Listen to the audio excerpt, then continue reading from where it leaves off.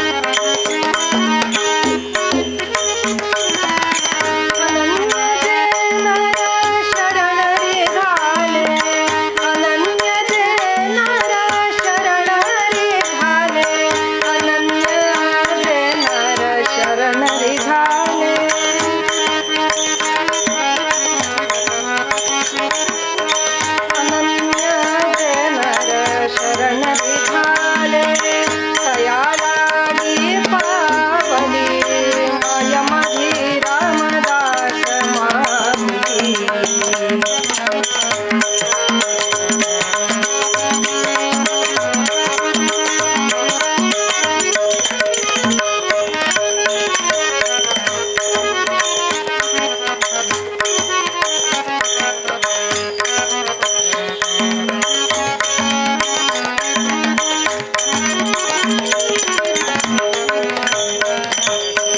केशवी केशव निज सुख सेविता केशवी केशव निज सुख सेविता आठविता धावली माय माझी आठविता धावली माय माझी रामदास माऊली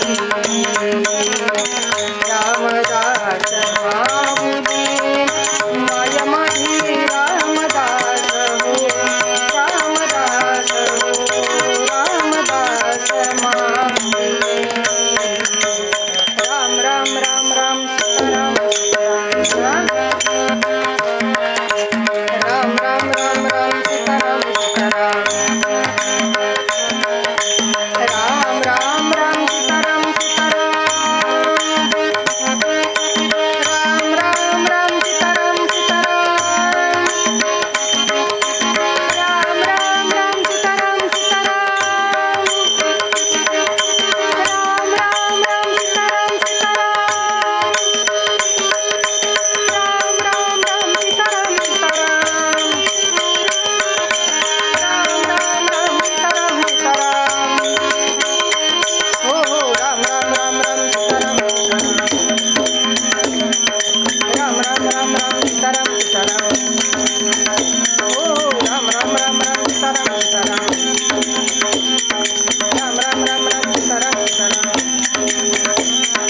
राजाधिराज रामचंद्र महाराज की महारुद्र हनुमान की राष्ट्रगुरु समर्थ रघुनाथ स्वामी महाराज की जय कुंडलीक वरदा हरी विठ्ठल श्री ज्ञानदेव तुकाराम पंढरीनाथ महाराज की सब संतन की जय भगवान ओंकारेश्वर महाराज की सद्गुरु श्री ब्रह्म चैतन्य महाराज की जय सब संतन की जय गो माता की जय आर्य सनातन वैदिक हिंदू धर्म की जय जय रघुवीर समर्थ मंगलमूर्ती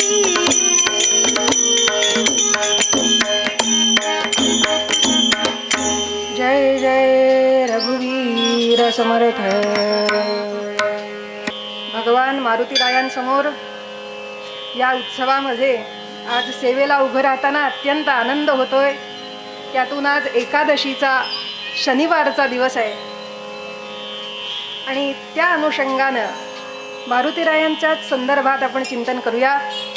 कैवारी हनुमान अमुचा कैवारी हनुमान अमुचा कैवारी हनुमान अमुचा कैवारी हनुमान अमुचा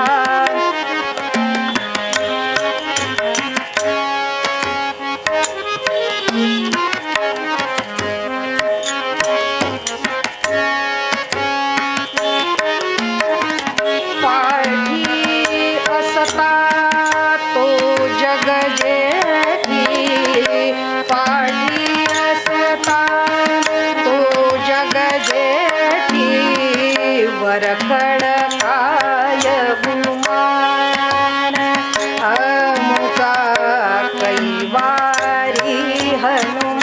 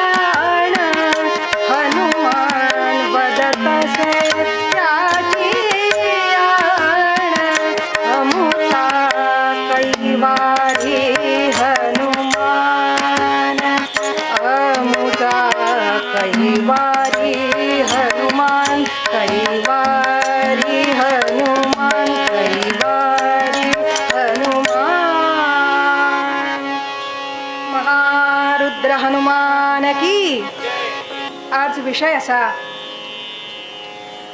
की मानवी जीवनाचे किंवा कोणत्याही जीव जगताचे एकूण 5 आयाम आहेत. सगळ्यात पहिलं जनन म्हणजे जन्म घेणे. दुसरा आयाम आहे पोषण, जन्म झाल्यानंतर पोषण आवश्यक आहे. तिसरा आयाम सांगितला संरक्षण.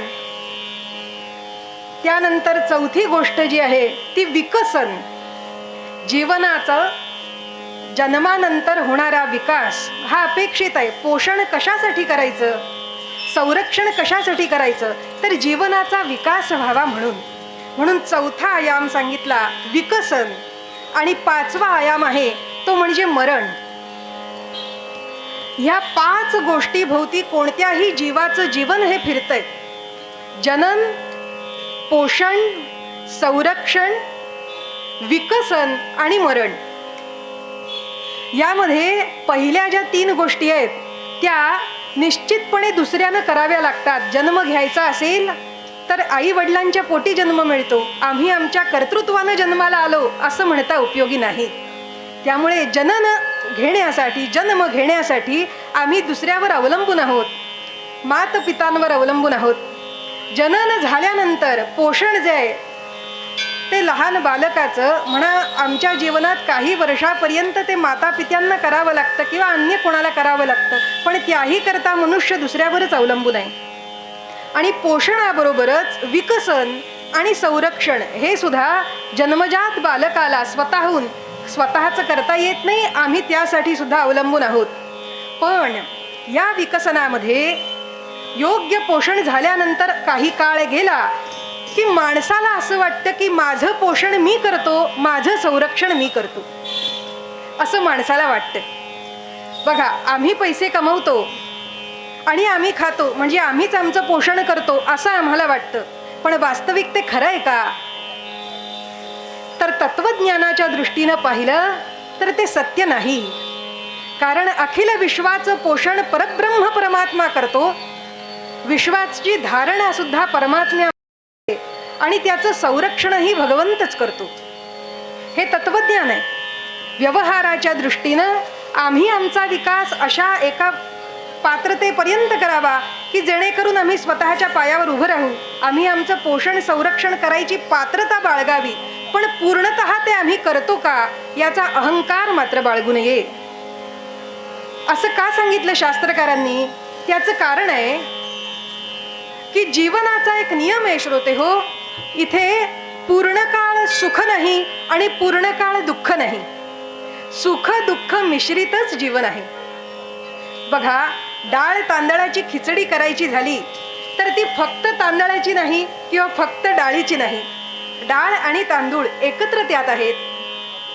त्यामुळे डाळ त्यातली वेगळी काढता आली का, तांदूळ वेगळे काढता येतील का जेवायला बसल्यावर? नाही, ते एकत्र शिजवले. त्यामुळे कोणताही घास उचलला तरी त्यात तांदूळही आहेत आणि डाळही आहे.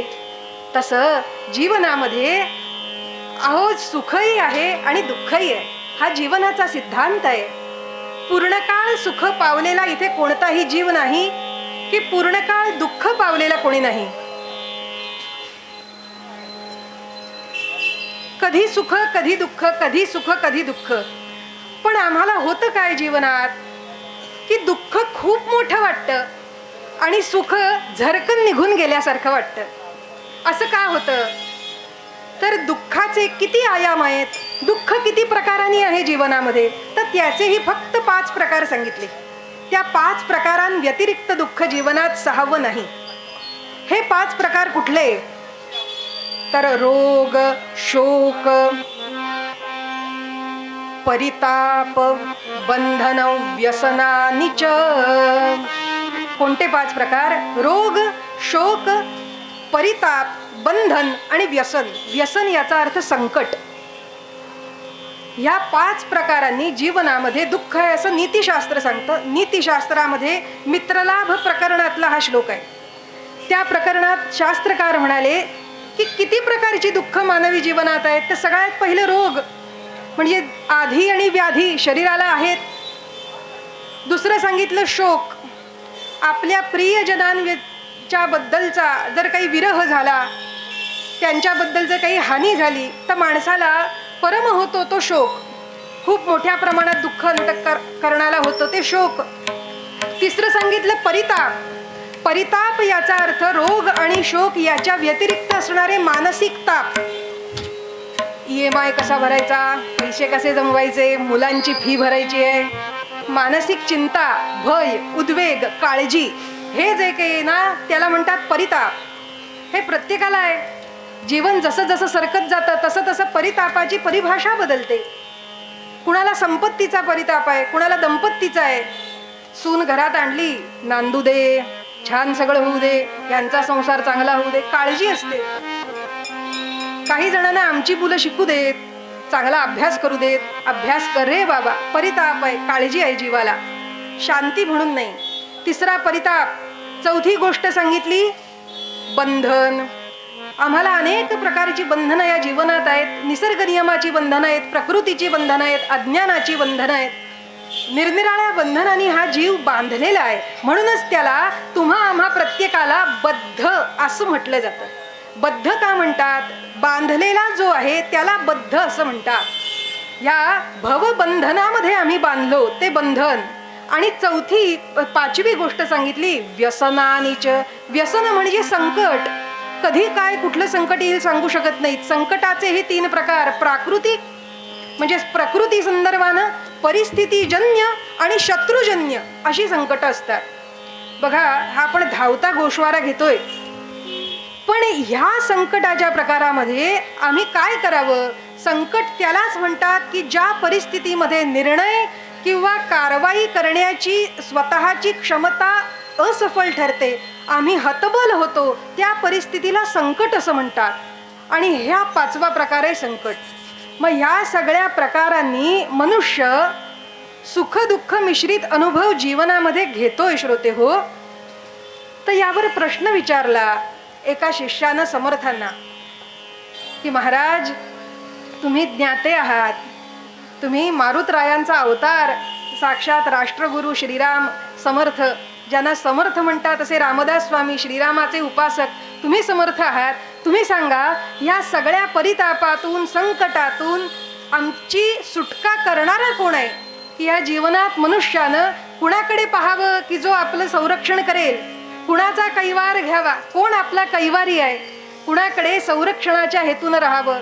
आपण पाहिला की नाही 3रा आयाम, पोषणानंतर संरक्षण जीवनात आवश्यक आहे.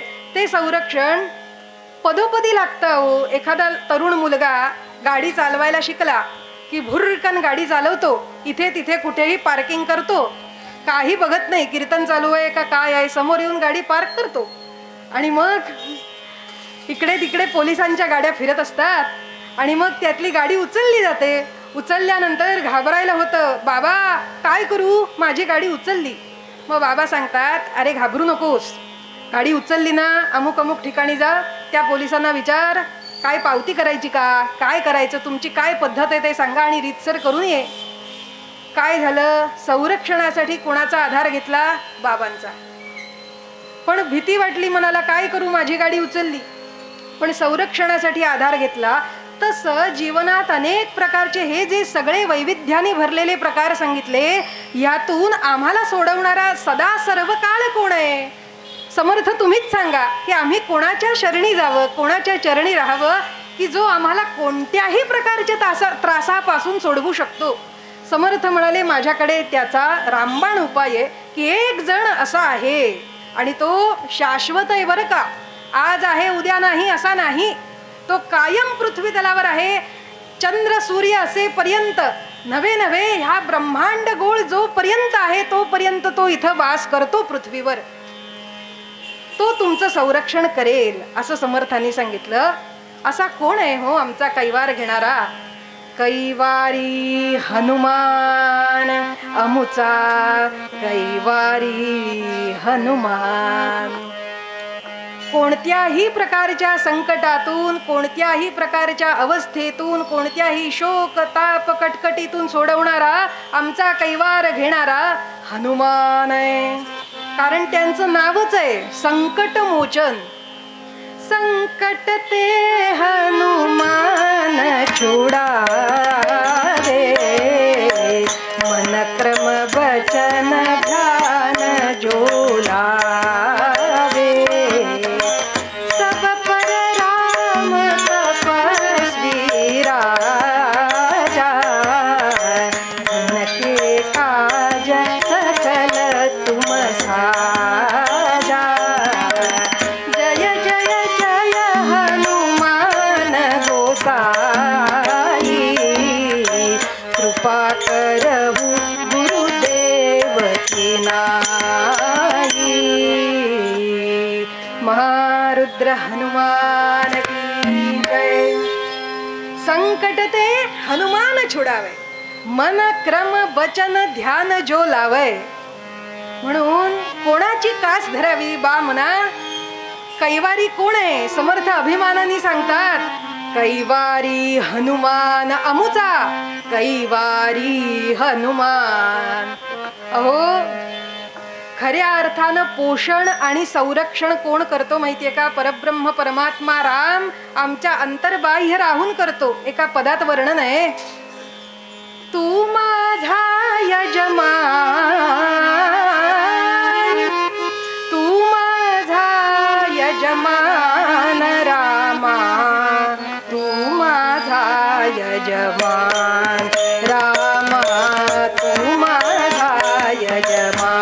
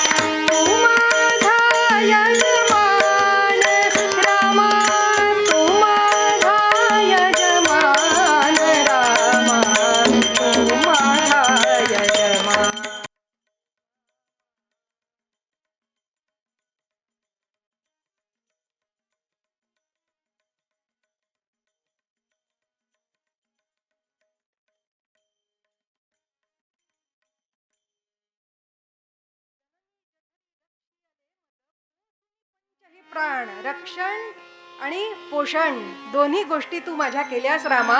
बाहेर येता आईच्या उदरातून मी बाहेर आलो, मातेचे स्तनी पय केले निर्माण, आणि ऐसे असता या पोटाची का करू चिंता जाण. असं जर आहे, तू माझं रक्षण करणार आहेस, पोषण करणार आहेस, माझा सांभाळ करणार आहेस, तर कसली चिंता मी करू. आम्ही काय कुणाचे खातो रे, तो राम आम्हाला देतो. मग रामा, तूच खरा माझा यजमान, तूच माझं संरक्षण करणारा. रामप्रभू काय म्हणाले माहितीये का याच्यावर? माझ्या अवतार समाप्तीच्या वेळी मी आता शरयूमध्ये हा देह विलीन करणार. ज्यांना ज्यांना मोक्ष हवाय ना, त्यांनी माझ्याबरोबर शरयूमध्ये उड्या टाका, तुम्हाला मोक्षाला नेतो, असं रामप्रभू म्हणाले. पण काही भक्त असे होते ज्यांना कीर्तन करण्याची हौस, पुढे युगानुयुग राम कथा गाण्याची हौस. मग आमचं संरक्षण कोण करणार? तुम्ही तर आमचे स्वामी आहात, आमचं पोषण रक्षण तुम्ही करता. स्वधामासी जाता महाराम राजा, हनुमंत तो ठेविला याची काजा. सदा सर्वदा रामदासांसी पावे, खळी गांजिता ध्यान सांडो निधावे. जय जय रघुवीर समर्थ. अहो, याच कार्यासाठी, सगळ्या रामभक्तांचं रक्षण करण्यासाठी मारुतीरायांना मुद्दाम रामप्रभूंनी सांगितलं, तुम्ही इथंच राहा, तुम्ही नका येऊ आमच्या बरोबर. या कार्यासाठी तर त्यांना इथे सांगितलं राहा. आणि वेळोवेळी ते भक्तांचं रक्षण करायला तत्पर कसे आहेत माहितीये का? कधी आमच्या आत वास करून, कधी बाहेर कुठल्या सगुण रूपानं, कधी कोणत्या अवलियाच्या रूपानं आम्हाला मदत करतील सांगू शकत नाही. महारुद्र जे मारुती रामदास, कली माझी जेर जाहले रामदास, जना उद्धराया पुन्हा जन्म घेती, नमस्कार त्या ब्रह्म चैतन्य मूर्ती, जय जय रघुवीर समर्थ. हे मारुती रायांचेच 2 अवतार बरं का पुढचे. आणि आजचं पद ज्यांचं आहे ते समर्थ कसं आहे, एका काव्यामध्ये विठोबांना दप्तरदारांनी फार मौज केली. ते सांगतायत गीती नावाचं वृत्त आहे आणि ते सांगतायत मारुतीराय हे रामदासच खरे आणि रामदास म्हणजे समर्थ रामदास स्वामी हे मारुतीरायच खरे. कसं काय, या दोघांमध्ये विलक्षण सामर्थ्य आहे. एकाच विशेषणामध्ये श्लेष रूपानं समर्थ आणि मारुतीराय यांचं वर्णन सांगितलं विठोबांनी. ध्वस्त महाशोकवनम दलिताक्षम जंबूच्या फलावासम, कल्याण शिव प्रभुपद सोल्लासम, रामदासम अवलंबे. 4 विशेषण सांगितली विठोबांनी. पहिलं सांगितलं काय, ध्वस्त महाशोकवनम, अशोक वाटिका ध्वस्त करणारे मारुतीराय आणि संसाराचा महाशोक आपल्या बोधानं नाहीसा करणारे समर्थ रामदास. जीवनातील शोक दासाला केलेल्या बोधानं, दासबोधानं नाहीसा करतात ते समर्थ. ध्वस्त महाशोकवनम. पुढे म्हणाले दलिताक्षम.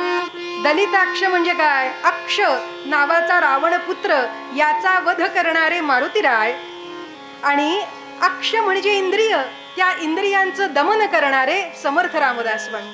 दलिताक्षम जंबू सद्रुच्या फलावासम. सद्रुच्या फलावासम म्हणजे उत्तम रुची असणारी फळं ग्रहण करणारे मारुतीराय. त्यांना आवड कसली, फळांची. छान छान रसाळ फळं त्यांना आवडतात. म्हणून आपल्याकडे हनुमान जयंतीला सगळी वर्ण खाली फळं लावली होती की नाही मारुतीरायांच्या अवतीभोवती सजावटीला. त्या फळांची गोडी मारुतीरायांना आणि उत्तम प्रकारच्या फळांची झाडं जिथं आहेत अशा चाफलावासम, चाफळ नावाच्या गावी जे वास करतात ते समर्थ रामदास स्वामी. सद्रुच्या फलावासम, कल्याण शिव प्रभुपद सोल्लासम.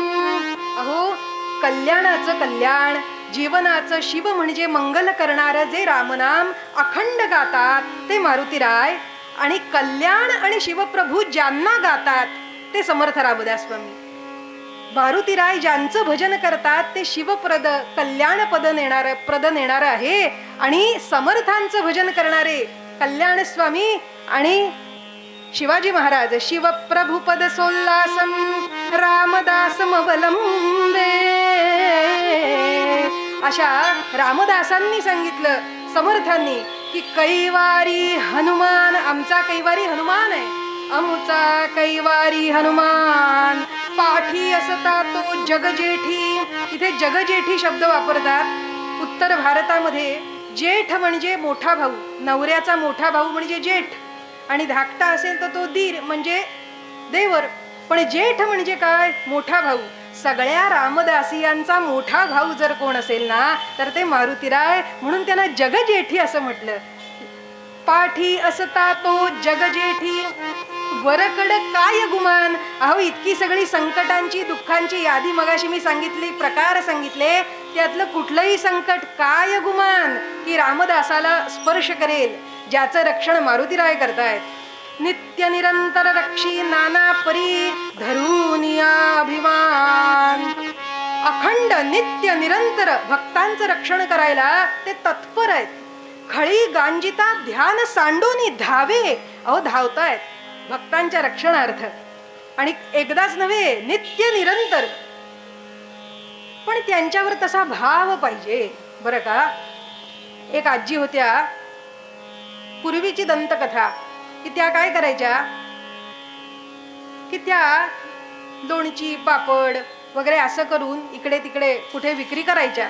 मग आता उन्हाळ्याचे दिवस त्यामुळे पूर्वी मोठमोठाली अंगणं होती इथे पुण्यात, तर त्या भरपूर पापड वाळत घालायच्या, सुकवायच्या आणि मग ह्या पेठेतून त्या पेठेत असं म्हणायच्या, काय लोणचं हवंय का, पापड हवेत का, कुरडया आहेत, सांडगे आहेत आणि काय खारवलेल्या मिरच्या आहेत. मग त्या भरपूर चालत चालत इकडे तिकडे त्यांची दमछाक व्हायची उन्हातानातनं. आणि एक दिवस येऊन अशा बसल्या मारुतीच्या पारावर आणि विचार करायला लागल्या. एवढी दमछाक होते पण कोण म्हणून मला साधं विचारत नाही हो, तुम्ही कशा आहात आजी, बऱ्या आहेत का, तुम्हाला काय हवंय. आपलं म्हणून कोण असं चौकशी सुद्धा करीत नाही म्हणाले प्रेमाने. मग आपण काय करूया, हे सगळं आपण गिरायकांना विकतो की नाही, असं करूया आपण जे काही करतो ना त्यातला थोडा भाग आधी मारुतीला देऊया म्हणाले, तोच आपली काळजी घेईल. म्हणून त्यानंतर त्यांनी केलं काय, म्हणाले हे लोणची पापड खारवलेले पदार्थ विकायच्या ऐवजी त्यांनी गोडाच्या ऑर्डर घ्यायला लागल्या. मग काय कधी लाडू कधी पेढे. पण त्यांनी एक नियम केला, जे काही आपण करू ना त्यातला काही भाग आधी मारुतीला व्हायचा. मग एक दिवस काय भाजणींच्या वड्याची ऑर्डर आली. मग भाजणीचे वडे थापले, त्याला मध्ये असं भोग पाडलं आणि मग त्या सगळ्या वड्यांचा असा एक हार केला, हार बरं का. आणि त्या प्रत्येक हाराला असं लोण्याचं बोट चिकटवलं. आणि मग सगळ्यात पहिला हार मारुतीला म्हणाले भाजणीच्या वड्यांचा हार घालायचा. आणि मग पुढे लोण्याचा गोळा आणि तो गोळा असा काढून त्यांच्या तोंडाला लावायचा. म्हणाले ही असे हो जया अंतरी भाव जैसा, बसे हो तया अंतरी देव तैसा. लोण्याचा गोळा असा तोंडाला लावायचा, पायावर डोकं टेकायचं, येते रे मारुती असं म्हणायचं. मग काय कधी गोडाचा शिरा केला की नातवाला घेऊन आजी यायच्या. गोडाच्या शिऱ्याचा द्रोणागिरी म्हणाले मारुती पुढे ठेवलाय त्रिकोण असा छान सजवून. मग त्याच्यावरती बदाम लावलेत, काजू लावलेत, नैवेद्य. एक दिवस काय केलं म्हणाले आंब्याचे दिवस आहेत तर आंब्याचा रस घालून नारळाच्या वड्या केल्या. तर त्याचा आंबाकृती असा छान सजवून मारुतीला नैवेद्य केला. आणि कधी कधी म्हणायच्या माझे चालून चालून पाय दुखले, आता माझे तर पाय कोणी चेपत नाही, मी म्हणाले मारुतीचे पाय चेपते. तोही बिचारा उभा आहे माझ्यासारखाच, इकडे तिकडे फिरतोय, भक्तांच्या रक्षणासाठी धावतोय, म्हणून त्याचे पाय चेपायच्या. आणि त्यांची श्रद्धा अशी की त्याचे पाय चेपल्यावर आपले पाय दुखायचे थांबतात. एक दिवस सगळे लोक त्या आजीना म्हणायला लागली मारुतीची आजी. एक दिवस एकाने विचारला, आजी हा तुमचा काय खुळचटपणा चालवलाय, काय मिळतं हो तुम्हाला असं सगळं करून, तुमची हाक त्या मारुतीपर्यंत पोचते का. म्हणाल्या तुम्ही काय ते भाजणीच्या वड्यांचा हार काय केलात आणि काय अजून कुठला हारा केलात, लाडू काय घातलेत, शिऱ्याचा द्रोणागिरी केलात, काय काय काय काय करता. आजीने काय उत्तर द्यावं ते महत्वाचं आहे. आजी म्हणाल्या अहो त्याच्यापर्यंत हाक पोचते का नाही याची काळजी मी करत नाही, पण आज लोक मला मारुतीची आजी म्हणून ओळखतात. कळलं का, माझी ओळख आज मारुतीची आजी म्हणून आहे. एक वेळ असं वाटतं की माझी सून काय, मुलगा काय, शेजार पाजारचे काय, नातवंड काय, एखादा शब्द इकडे तिकडे बोलण्यासाठी सुद्धा मनामध्ये चरकतील, घाबरतील, कारण ही मारुतीची आजी आहे बरं का. नित्य निरंतर रक्षी नाना परी. अहो तो रक्षण करायला समर्थ आहे, आपला भाव पाहिजे फक्त. असे हो जया अंतरी भाव जैसा, भाव तोची देव, देव तोची भाव. आपल्या मनात जो भाव असेल तसा आकार देव घेत असतो. आमचा भावाचा जो आकार आहे ना तो आकार भगवंत घेऊन आमच्यासाठी कार्य करतो. नित्य निरंतर रक्षी, कायम रक्षण करत असतो. बरे ह्याच्यात एक श्लोक असा आहे, मी धावत धावत यासाठी पुढे जाते सुरुवातीपासून कारण आख्यान मोठं आहे बरं का. श्लोक यात असा आहे की भगवान पोषण रक्षण कसं करतो, तर हा देह म्हणजेच अयोध्या आणि या अयोध्येमध्ये भगवान श्रीराम म्हणजे परब्रह्म परमात्मा आमचा आत्मा राम, हा राम. आणि बुद्धी हीच देवी जानकी सीता. आणि मग मारुतीराय या देहात कुठे आहेत, तर त्यांचं स्थान म्हणजे प्राण बरं का. आमच्या शरीरातील प्राण म्हणजे मारुती आहे. नित्य निरंतर रक्षी, हा प्राण काय काय करतो हो शरीरात. आपल्या शरीरामध्ये प्राणेनांभांसी भूयः पिबती पुनरसावन्नमश्नाति तत्र. आचार्य म्हणाले प्राणेन अंभांसी भूयः पिबती पुनरपि अन्नम अश्नाति तत्र. अहो पुन्हा पुन्हा पाणी पितो. आता उन्हाळ्याचे दिवस असे आहेत की हीट होते, सहन होत नाही उन्हाळा, म्हणून भरपूर पाणी आम्ही पितो. कोकम सरबत पितो, पन्ह पितो, आणखीन काय काय आवळ्याचं सरबत पितो. हे सगळं पित असतो, खात असतो. हे सगळं गेल्यानंतर होतं काय, तर आमच्या शरीरामध्ये प्राणवायू गेल्याने ते जठर अग्नीवरती शिजतं पोटात. पण त्याला सगळ्यात आवश्यक आहे प्राणवायू. प्राणवायू असेल ना तर ते अन्न जठराग्नीवरती शिजतं आणि मग तो प्राण काय करतो, त्या प्राणातला एक भाग प्राण झाला शिजवतो जठराग्नीवरती. त्यानंतर तो जो तयार झालेला रस आहे तो व्यान नावाचा वायू प्रत्येक इंद्रियापर्यंत आपल्या शरीराच्या कानाकोपऱ्यात नेऊन रस पोचवतो. कोण? व्यान. आणि मग प्राण पचवतो, व्यान पोचवतो. आणि हे सगळं झाल्यानंतर उत्तम रस सगळीकडे पोहोचला की मग उरलेला जो मल असतो, साठा असतो, जी काही दुर्गंधीयुक्त वायू असतो, तो अपान नावाचा वायू शरीरातून बाहेर ढकलतो. हे तीनही वायूच आहेत. वायुपुत्र हनुमंताच्या चरणी बसून आपण हे चिंतन करतोय. पहिला प्राण, व्यान आणि अपान हे जर उत्तम राहिले तर माणसाला कुठलाही रोग होत नाही. उत्तम प्राण, उत्तम व्यान आणि उत्तम अपान. अजूनही दोन आहेत, समान आणखी एक उदान, असे दोन अजून आहेत, पण त्यांची कार्य निराळी आहेत. तर आपण ज्या मगाशी दुःख यादीतला पहिला रोग बघितला ना, तो का होतो? प्राण जर बिघडला म्हणजे वात जर बिघडला तर हे सगळं घडतं. तर या सगळ्यापासून रक्षण करणारा म्हणजे आरोग्यदाता सुद्धा हनुमान याच साठी आहे. म्हणून मारुतीरायांची भक्ती केल्यानंतर सगळ्यात पहिली प्राप्ती कशाची होते तर उत्तम आरोग्य. आणि हे उत्तम आरोग्य आणि बाकी सगळी दुःख संकट सुद्धा विविध प्रकारांनी ती नाहीशी करतातच. एक छोटासा दृष्टांत पाहूया. एकदा झालं असं, समर्थांचा मुंजे नावाचा एक शिष्य होता, राजापूरला राहणारा. त्याचं नाव मुंजे. ते होते व्यापारी. आवाज येतोय ना तुम्हाला? कारण मला फार थोडा आवाज येतोय. तर हे जे मुंजे नावाचे समर्थांचे शिष्य होते, ते आधी समर्थांना कोणी साधू असे मानित नव्हते. समर्थ त्यावेळी अवली या रूपात कोकणामध्ये हिंडत असताना त्या मुंजे नावाच्या व्यापाऱ्यानं समर्थांना हाकवून लावलं. इथं का बसलास रे? कोण आहेस तू गोसाव्या? जा इथून, असं सांगितलं. आणि धावत समर्थ निघाले. इतक्यात त्याच्या दारासमोर घोड्याच्या पायाची नाल होती. तिला समर्थांचा पाय लागला आणि ती नाल सोन्याची झाली. आणि मग त्या मुंजे नावाच्या माणसाला असं वाटलं, अरे मी ज्यांना जा म्हणून सांगितलं तो कोणी सामान्य नाही, ते कोणीतरी सामर्थ्यवान सत्पुरुष आहेत. म्हणून त्यानं क्षमा मागून पुन्हा त्यांच्या चरणी जाण्याचं ठरवलं. आणि मग सांगितलं की तुम्ही आता कृपा करा, क्षमा करा मला, असं सांगितलं. आणि तो पुन्हा पुन्हा समर्थांच्या चरणी यायला लागला, चाफळला यायला लागला, सज्जनगडावर येत असे, अधूनमधून त्यांना भेटवस्तू देत असे.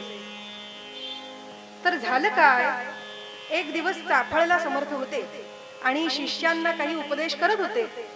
आणि अचानक त्यांच्या अंगावरती पाणी पडलं. आणि इतकं पाणी पडलं की त्यांची सगळी वस्त्र भिजली. सगळे शिष्य बघायला लागले, हे पाणी कुठून पडलं आणि ही वस्त्र कशी काय भिजली? जय जय रघुवीर समर्थ. सांगण्याचा मुद्दा असा, उपदेश देत असताना त्यांच्या अंगावरती भरपूर पाणी पडलं आणि सगळी वस्त्र भिजली. शिष्याने विचारलं की महाराज, ह्याचा काय संकेत आहे? हे पाणी कुठून बरं पडलं आणि हे असं कसं काय घडलं? त्या दिवशी पौष शुद्ध एकादशी होती. आज चैत्र वद्य एकादशी आहे. त्या दिवशी होती पौष शुद्ध एकादशी. समर्थ म्हणाले की याची उकल तुम्हाला बरोबर 15 दिवसांनी होईल. म्हणून सगळे शिष्य पौष वद्य एकादशीची वाट पाहायला लागले. आणि बरोबर 15व्या दिवशी तिथे मुंजे नावाचा तो गृहस्थ आला, व्यापारी.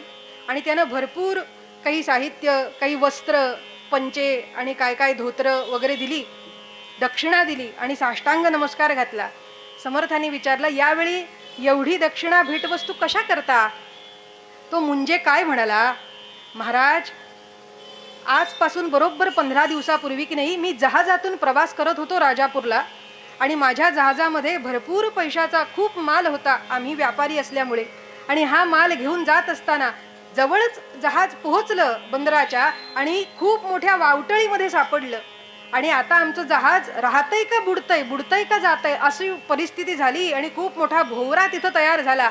आणि मी मनोमन तुम्हाला प्रार्थना केली की महाराज खरोखरीच मला वाचवा हो, आणि माझे प्राण आता जातात का राहतात असं वाटायला लागलं महाराज. आणि मी तुमची कळकळीनं करुणा भाकली, प्रार्थना केली. आणि थोड्याच वेळात आमचं जहाज किनाऱ्याला लागलं. आणि जहाजातून उतरत असताना किनाऱ्यावर मी पाहिलं की तुम्ही प्रत्यक्ष स्वतः माझ्या जहाजाला धक्का मारित होतात. तुम्ही प्रत्यक्ष धक्का मारित होतात. आज तुम्ही येऊन माझा जीव वाचवला, म्हणून मी कृतज्ञतेनं आज इथे बरोबर दुसऱ्या एकादशीला तुमच्या दर्शनार्थ आलो. समर्थ म्हणाले, असं असं. सगळ्या शिष्यांना कळलं महाराजांच्या अंगावर पाणी का पडलं. आणि हा चमत्कार साधा नाही बरं का. गिरीधर स्वामींनी बखरीमध्ये लिहिलेला आहे की समर्थे हनुमान सामर्थ्य किंचित दाखविले, वस्त्र भिजताच धोत्र मागविले. म्हणजे आमची सगळी वस्त्र जुनी झाली, आता धोत्र मागविले, अशा संकेतानं जणू काही तो 15 दिवसानं महाराजांच्या चरणी आला. आणि हे समर्थ म्हणजे मारुतरायांचे अवतारच नाहीत का. नित्य निरंतर रक्षी नाना परी धरून या अभिमान. अहो भगवंताला भक्ताचा अभिमान आहे.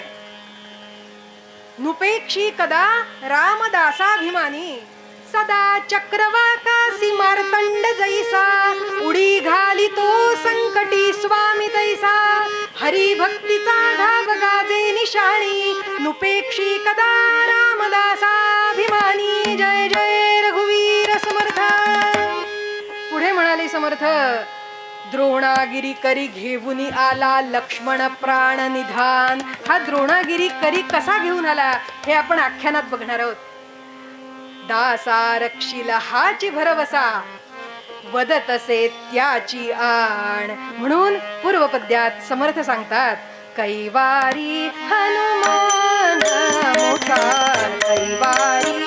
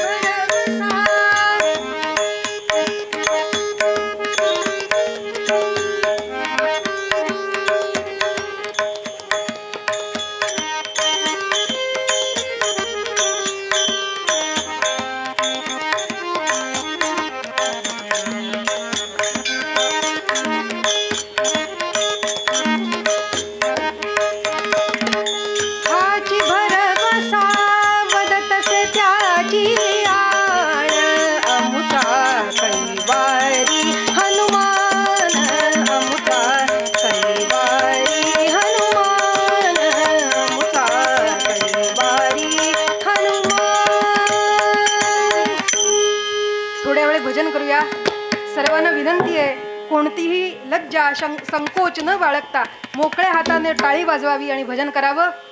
हात वर करून टाळी वाजवा, जेणेकरून अवघडल्यासारखं बसू नका, ही पुन्हा पुन्हा विनंती.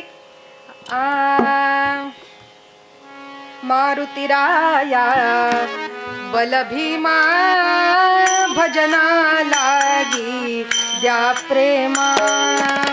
हात वर करा सगळ्यांनी.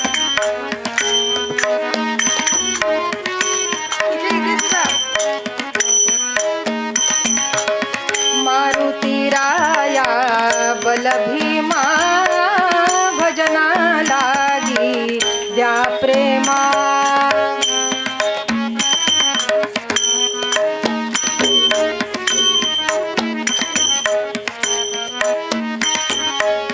मारुतीराया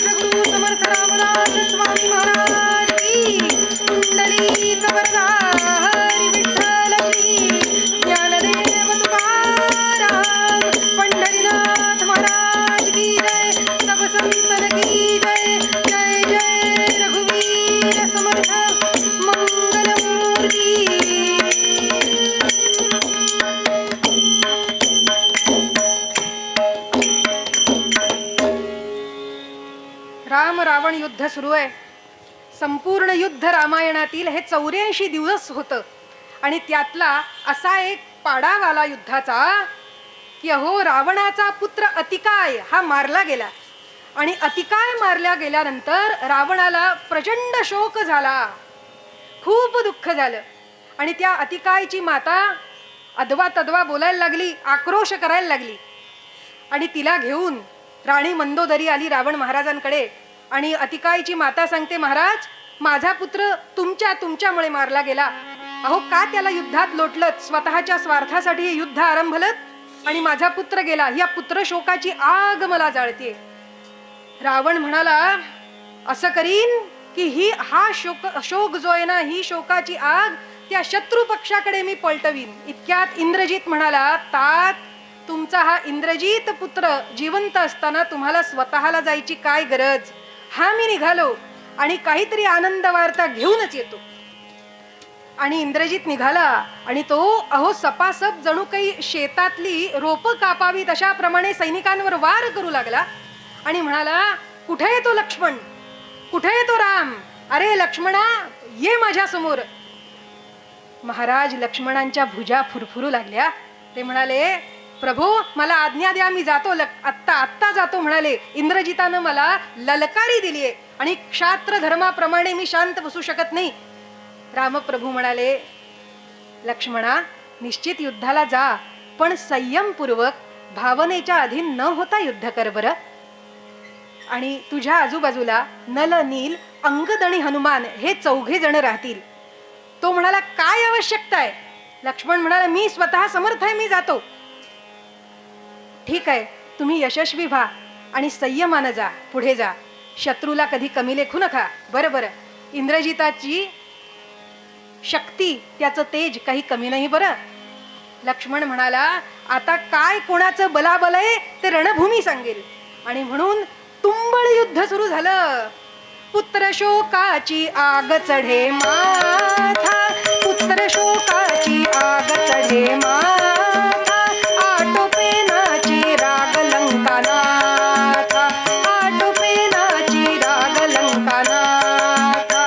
महाशक्ती विक्राळ काळ माता, शीघ्र सोडी सौमित्र प्राणघाता, शीघ्र सोडी सौमित्र प्राणघाता, प्राणघाता, प्राणघाता. अहो त्या इंद्रजितानं सूर्यास्त झाल्यानंतर निशाचरांची शक्ती दुप्पट तिप्पट वाढते, त्या बलावर एका शक्तीचं आवाहन केलं आणि ती शक्ती तपश्चर्या करून त्यानं पूर्वीच प्राप्त केली होती आणि त्या जणू काही काळाची माता असणारी ती शक्ती तिचं आवाहन केलं आणि तिचा संकल्पपूर्वक आवाहनानं तिला बोलवून लक्ष्मणांच्या अंगावर सोडली. अहो ती महाविक्राळ शक्ती अशी गगनामध्ये प्रगट झाली, क्रूर दिसणारी ती शक्ती. आणि सगळे वानर सैनिक अबब बघू लागले, काय ही शक्ती, आजपर्यंत अशी कुठली शक्ती पाहिली नाही आणि ही आता सौमित्राच्या छातीवर येणार. इतक्यात अहो तो जितेंद्रिय असणारा लक्ष्मण सांगत होता कुणाला, इंद्रजिताला, की तू इंद्रजित असशील पण मी जितेंद्रिय आहे. पण तोही क्षणभर कचरला आणि पाहतोय ही कुठली शक्ती आहे. भ्याला मूर्छित झाला, तोही क्षणभर घाबरला, भ्याला मूर्छित झाला, शक्तीला वारी नापल वंगपती. ते उग्र तेज पाहता सूर्याच्या पापण्याही गप गपती. असं त्या शक्तीचं उग्र तेज पाहून सूर्याच्याही पापण्या लवायला लागल्या.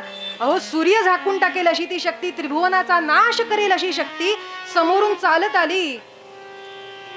शक्ती आली म्हटल्यानंतर काय करायचं. अहो लक्ष्मणही क्षणभर थांबले आणि इतक्यात ती शक्ती छातीवर आपटणार, इतक्यात मारुतीराय पुढे झाले आणि त्यांनी हाताने ती शक्ती धरली. हाताने शक्ती वरचेवर धरल्याबरोबर ती शक्ती हसायला लागली. हा हा हा हा, हनुमते, अरे हनुमान, तू स्वतःला ब्रह्मचारी म्हणवतोस, सोड मला सोड.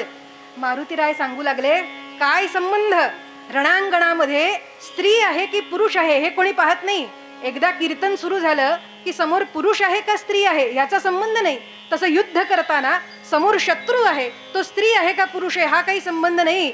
पण ती शक्ती म्हणाली की हनुमान, मी कोणी तुझी शत्रू नव्हे. अरे मी तर पती भेटीला निघालेली एक स्त्री आहे. मग पती भेटीला निघालेल्या स्त्रीला तू स्पर्श करतोस? तू ब्रह्मचारी ना? मारुतीराय विचारात पडले. असं काही म्हणते? अससी वानरा ब्रह्मचारी तू, अससी वानरा ब्रह्मचारी तू. तू ब्रह्मचारी आहेस. दुर्बरी मना हे विचारी तू, कठीण धर्म हा तू स्वीकारिला. कठीण धर्म हा तू स्वीकारिला, तरी करू नये स्पर्श नारीला. तरी करू नये स्पर्श नारीला. तरी करू नये स्पर्श नारीला. हनुमान, सोड मला. अरे मी पती भेटीला निघाले आणि मला का तू धरतोस? सोड, मी कोणी तुझी शत्रू नव्हे. मारुतीराय विचारात पडले, काय करावं? मारुतीराय म्हणाले, काही अनर्गळ बडबडू नकोस. कोण आहे तुझा पती आणि कुणाच्या भेटीला निघालीस? ती शक्ती सांगू लागली. मध्यम सौमित्रा वरते भ्रतार करते आहे तनु जोवरी. नवर्याच्या प्रीतीची खचित पंच प्राणाची मी नोवरी. आली लग्न घडी ही आली म्हणून मी माळ घालावया. जाते लग्न घडी ही आली म्हणून मी माळ घालावया. आता सोड मला विलंब झाला येथेची बोलावया. जय जय रघुवीर समर्थ. जाते जाते आणि जोपर्यंत त्या सौमित्राच्या शरीरात प्राण आहे ना, त्यालाच वरमाला घालते आणि त्याच्या प्राणांची मी नोवरी होते. मारुतीरायांनी ब्रह्मचर्याची आण घातल्याबरोबर शक्ती हातात सोडली. हातात न सोडली म्हटल्या बरोबर सोडिली धरिली प्रथम जी करी. आणि सोडल्यानंतर पुनरपी गगनोदरी प्रगटे. प्रगटे पुनरपी गगनोदरी. पुन्हा ती गगनात गेली आणि पुन्हा गगनात गेल्यानंतर तिनं अकराळ वक्राळ रूप घेतलं. उन्मिळा पती उदरावरी आदळे. देखती सकलही कपिची दळे. पाडिला दशरथात्मज दूसरा. जोरणी रघुवीरा प्रति आसरा. जय जय रघुवीर समर्थ. अहो, हा दुसरा दशरथात्मज पाडला आणि छातीवरती ती शक्ती कोसळली. सौमित्राचे वक्षस्थळ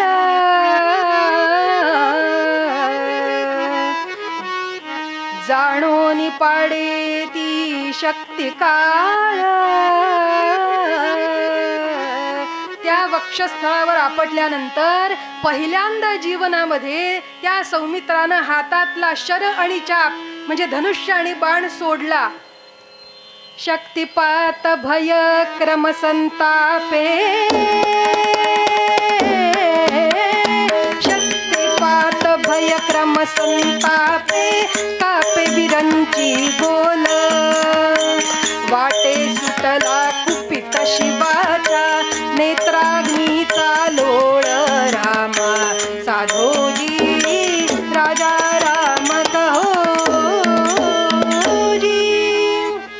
आणि पहिल्यांदा जीव शर चापा सोडी असं वर्णन आहे. त्यानं जीवाबरोबरच ते धनुष्य आणि बाण पहिल्यांदा सोडलं. नाहीतर अहोरात्र धनुष्य खांद्यावर ज्या लक्ष्मणाच्या होतं, अहो तो धनुष्य का हाता वेगळं ठेवील, पण पहिल्यांदा हातातनं धनुष्य खाली कोलमडलं, बाण सुटला आणि तो विव्हळत भूमीवरती पडला. सगळे पाहतायत. राक्षस सैनिक हसू लागले. युवराज इंद्रजीत की जय जयघोष होऊ लागला. जय लंकेश असा जयघोष होऊ लागला. आणि इंद्रजितानं सांगितलं, जा उचलून त्याला माझ्या रथात घाला. म्हणून 4 सैनिक आले. उचलायला पाहतायत पण ते शरीर त्यांच्यानं उचलना, उचलता येईच ना. मग इंद्रजित स्वतःला तो स्पर्श करणार इतक्यात उडी मारून मारुतीराय तिथे आले आणि त्यांनी एक ठोसा असा लगावला की त्या सगळ्या सैनिकांसकट तो रथ पलीकडे कोलमडला आणि लक्ष्मणांना अलगद उचलून वायुवेगानं समुद्र तटाकी येऊन थांबले. रामप्रभू म्हणाले, लक्ष्मणा काय झालं लक्ष्मणला? अशा 3 सांजेच्या वेळी का निजलास? लक्ष्मणा उठ उठ लक्ष्मणा. जांबुवंत महाराज, सुग्रीव, नल, नील, अंगद सगळे तिथं जमले. सगळे वानर सैनिक आले. काय झालं लक्ष्मणाला? रामप्रभू विचारतायत. असा असा वृत्तांत सांगितला की अहो ती शक्ती हृदयावर येऊन आदळली आणि तिनं त्यांच्या प्राणांवर घात केला. काय? लक्ष्मणाच्या प्राणांचा घात झाला? रामप्रभूंच्या डोळ्यात अश्रू आले. ते जवळ जाऊन त्यांनी लक्ष्मणाचं मस्तक आपल्या मांडीवर घेतलं आणि त्या वाळूत बसून रडायला लागले. हा माझा लक्ष्मण पाठीराखा, अहो सावलीप्रमाणे नाही तर माझ्या प्राणांप्रमाणे माझ्या सोबत असतो. तो कायम मी हाक मारल्यानंतर हाक पूर्ण व्हायच्या आत हात जोडून माझ्या समोर उभा राहणारा आज माझ्या समोर आडवा निजलाय. अरे 14 वर्ष हा झोपला नाही, कंदमुळं फळ खाऊन उपास केले, तुला मी उपाशी ठेवलं रे बाळा, आणि तो का हा आजचा दिवस पाहिला. आणि रामप्रभू रडायला लागले. गेले राज्य हि हाय हाय करुनी स्वर्गस्थ झाला पिता, नेली चोरुनी जानकी उपवनी फळमूक पाणी पिता. माझे साठी वृथा आता मरणया, बाळा सखी पातले रे मूर्खा चतुरानना, तरी मला जन्मास का घातले. अरे चतुरानना, मूर्ख ब्रह्मदेवा, हे सगळं घडवायला मला जन्माला घातलंस का? असं रामराय म्हणायला लागले. शोक झाला खूप. लक्ष्मणा उठ रे उठ, आधी माझं राज्य गेलं, मग माझे पिता गेले, मग माझी पत्नी चोरून नेली, असे उपास करून आम्ही पाणी पिऊन राहत होतो वनात, पण माझा पाठीराखा बंधू तोही माझ्यापासून दूर नेलास. हे पाहण्यासाठी का ब्रह्मदेवा हे घडवलंस? ज्याचे मस्तकी मोहरी जणुवरी, ज्याप्रमाणे राहावी मोहरीचा दाणा असावा, त्याप्रमाणे ही अखिल पृथ्वी जो आपल्या मस्तकी धारण करतो तो हा शेष. स्वस्थ राहे धरणी मेरूवरी मोहरी, तो हा तीजवरी तटस्थ निजला, काते हा पोहरी. अनंता आली अंतता आयुर्दा, आनंदी झाली खुजी, केले हे अघटित काय वाहवा, शाब्बास दैवा तुझी. हे माझं दैवच बलवत्तर झालं आणि असं सगळं घडलं. म्हणून रामराय रडायला लागले. आणि 14 वर्ष तुला उपाशी ठेवलं ना, आता म्हणाले माझ्या जीवनाची चवच गेली तुझ्या बरोबर. लक्ष्मणा, तू जर समजा उठला नाहीस आणि खरोखरीच जर तू प्राणहीन झाला असशील ना, तर ह्या कपीचमूंना मी सांगतो, अरे कपी सैनिकांनो, अरे वीरवर वानरांनो, ह्या लक्ष्मणाला जिथं अग्नी द्याल ना, तिथंच ह्या रामाला सुद्धा एकाच चितेत अग्नी द्या आणि आम्हा दोघांचं एखादं बंधू प्रेमाचं स्मारक या समुद्र तटाकी करा, की लोकांना कळू दे इतिहासात की असा असा एक राजा होता, त्याची बायको चोरून गेली म्हणून अहो समुद्रावर सेतू बांधून हे आले, पण पुढे बंधूचा घात झाला. मग आता काही मी हे युद्ध करू?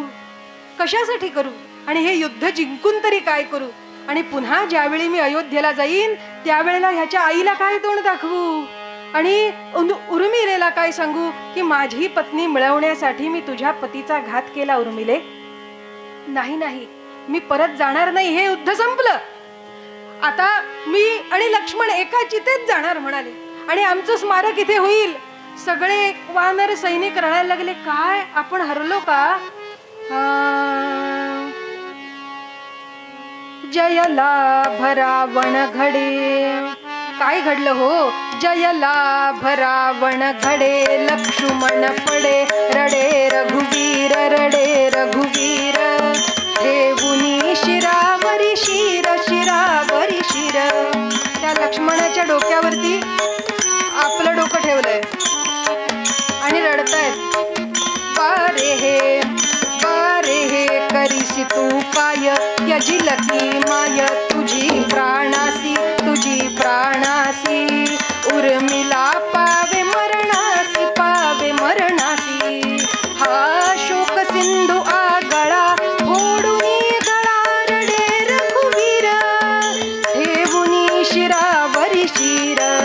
जयला भरावण घडे, लक्ष्मण पडे रडे रघुवीर, रडे रघुवीर, ठेवुनी शिरावरी शिर.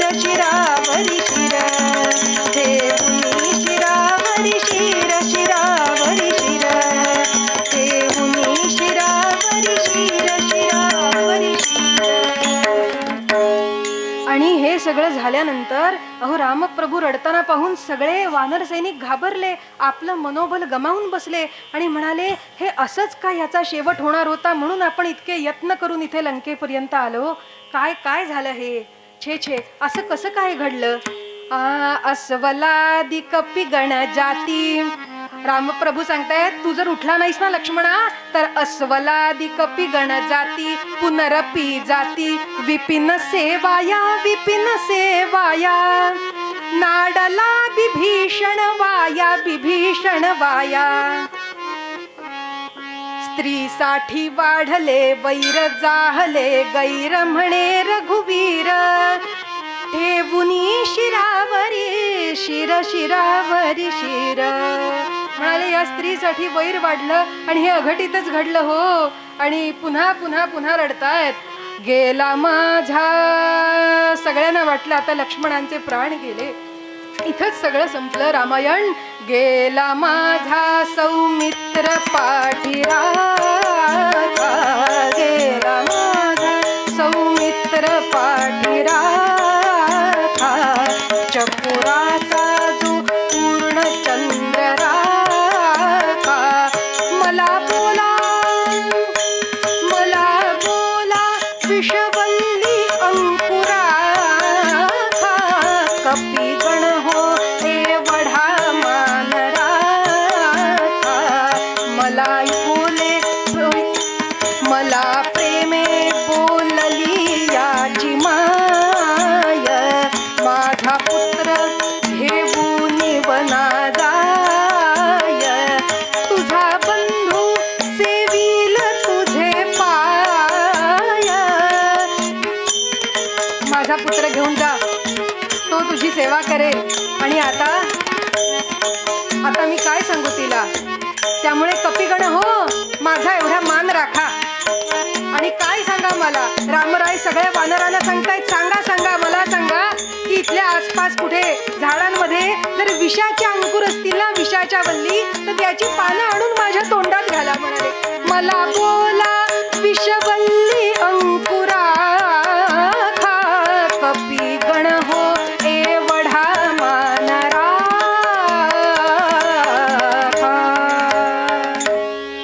एवढा तरी माझा मान राखा. सगळे रडायला लागले, काय करावं आता, करायचं काय हे अघटित घडल्यानंतर, याला काही उपाय नाही का. इतक्यात रामप्रभू म्हणाले, लक्ष्मणा तू चिडलास म्हणून उठत नाही ना, सगळं ह्या मारुतीने केलं. म्हणाले, शक्ती हातात धरली होती ती तुझ्या अंगावर ह्यानंच सोडली ना, म्हणून त्याच्यावर चिडून तू उठत नाहीस का रे लक्ष्मणा. अरे काय म्हणावं, जाती जातीवरती ही जातीची माकडे, केला समागम आधी हा दोष आम्हाकडे, प्राणाला हरतील प्राण म्हणून जी मानली आपुली, तूच पुढे करूनी आपण स्वस्थची राहिली. म्हणाली, तुझ्या अंगावर याने शक्ती टाकली म्हणून तू हनुमानावर चिडलास का, असं रामराय विफलग्रस्त बोलायला लागले. आणि इतक्यात महाराज सुग्रीव म्हणाले, काय आपला पराभव झाला, आपण हरलो, छे छे छे छे, ज्या दशाननानं तुम्हाला हे दुःख दिलंय ना, त्या दशाननाचा अहंकार आणि त्याचं सगळं जीवन चूर चूर करून टाकीन मी, अशी तपश्चर्या अशी प्रतिज्ञाच करतो. म्हणाले, त्यासाठी वाटेल ते करीन, पण आत्ता यावर काहीतरी उपाय हवा. महाराज जांबवान, तुम्ही आमच्या सगळ्यांमध्ये वयस्कर आहात, थोर आहात, तुम्ही सांगा काही उपाय आहे का. पण जांबुवंत म्हणाले, आजपर्यंत अशा प्राणविघातक शक्तीला कोणी पाहिलं नाही का, अनुभवलं नाही, त्याचा उपाय नाही. पण महाराज बिभीषण म्हणाले, एक उपाय आहे सुद्धा, पण परम दुष्कर आहे, की आधी मुळात यांचे प्राण आहेत की प्राणहीन शरीर आहे हे तपासलं पाहिजे. त्यासाठी आपण वैद्यराजांना बोलावलं पाहिजे. पण वैद्यराज कुठून येणार. रामप्रभू रडतायत आणि म्हणाले, पुढे अथांग पसरलेला समुद्र आणि एकीकडे शत्रू, कुठून येणार वैद्य. इतक्यात महाराज विभीषण म्हणाले, लंकेमध्ये रावणाचे सुषेण नावाचे राजवैद्य आहेत, त्यांना जर आपण पाचारण केलं तर ते तपासणी करू शकतील, ते निष्णात आहेत. पण रावणाचे वैद्य आपल्या रुग्णाची तपासणी का बरं करतील. सगळे विचारात पडले. इतक्यात मारुतराय म्हणाले, वैद्यराजांना कसं आणायचं ते मी बघतो, प्रभू तुम्ही आज्ञा द्या. असं म्हटल्यानंतर रामप्रभू म्हणाले, शत्रूच्या गोटात जातोयस मारुते, आम्हाला काळजी राहील, सांभाळून जा. म्हणून मारुतराय सूक्ष्म रूप धारण करून पुन्हा लंकेत शिरले. आधी लंकेची सगळी पाहणी केलेलीच होती. तिथं सुषेण वैद्याचं घर शोधलं आणि त्यांना विचारलं, का हो श्रीमान, तुम्हीच का सुषेण वैद्य? ते म्हणाले, हो हो, आम्हीच सुषेण वैद्य. चला आता आमच्या बरोबर. ते म्हणाले, कुठे चला? कुठे चला म्हणेपर्यंत अगडबंब पर्वतासारखं शरीर समोर उभं आणि मारुतरायांनी घरासकटच त्यांना उचललं आणि समुद्र तीरी आणून पुन्हा उतरवलं. ते म्हणाले, अरे कुठे नेताय मला? पहा, लक्ष्मणांना प्राणविघातक शक्तीनं घात केलाय, तुम्ही तपासा या ना. सगळ्यांनी विनंती केली. ते म्हणाले, नाही नाही, मी असं राजद्रोह करू शकत नाही. मी रावणाचा राजवैद्य आहे आणि तुम्ही त्यांचे शत्रू आहात. त्यावर महाराज बिभीषण म्हणाले, अहो तुम्ही वैद्यराज आहात, धन्वंतरींचे उपासक आहात, तुमच्यासाठी सकळ मानवजात ही समान आहे. वैद्याचा कोणी शत्रू नाही का वैद्याचा कोणी मित्रही नाही. तुमच्या समोर तुमचा रुग्ण आहे, तुमचा वैद्य धर्म जागवा आणि त्याला तपासा, अशी विनंती केली. त्यांची पाहणी करा, असं आपल्या रुग्णाला अभेरून जाऊ नका, तुम्ही वैद्य धर्माला मुकाल. असं म्हटल्यानंतर ते म्हणाले, तुम्ही माझ्यावर का विश्वास ठेवता? मी जर त्यांचे प्राण हरण केले तर? रामप्रभू म्हणाले, वैद्यराज, माझा तुमच्यावर पूर्ण भरवसा आहे. हा माझा अनुज लक्ष्मण मी तुम्हाला अर्पण करतो आणि याला प्राणदान द्यायचं का मरण द्यायचं हे तुम्ही ठरवा. आता तुम्हीच याच्या जीवनाचा निर्णय घेणारे आहात वैद्यराज.